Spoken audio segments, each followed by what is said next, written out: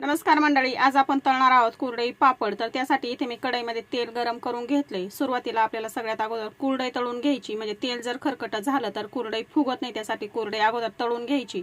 तर 5 कुरड्या घेतलेल्या आहेत आणि मस्त अशा तळून घेतल्यात। ताट भरलेलं आहे, टम्म फुगलेली आणि चौपट फुलणारी कुरडई आपली तळून झाली। आता आपण पापड देखील तळून घेऊया। तर मस्त असे चौपट फुलणारी कुरडई आणि पापड अगदी कढई भरून फुलले जातात, अशा पद्धतीचे आपण इथे पापड तळून घेणार आहोत। बाहेर पाऊस पडतोय आणि मुलांची फरमाईश होती की कुरडई पापड खायचे। अगदी 3 ते 4 मिनिटांमध्ये मी त्यांना मस्त असे गरमागरम इथे चौपट फुलणारे पापड आणि कुरडई तळून दिलेले आहेत। तर बघा, आपले नागलीचे पापड देखील अगदी कढई भरून फुगलेले आहेत। मस्त असे नागलीचे पापड खायला खूप छान लागतात। अशा पद्धतीने इथे मी सर्व पापड आणि कुरडई तळून घेतलेले आहेत। मस्त कुरकुरीत खमंग असे आपले पापड तळलेले आहेत आणि 5 पापड मध्ये आपले इथे ताट देखील भरलेला आहे। 5 कुरड्या तळून घेतले, ताट भरून झालेला आहे।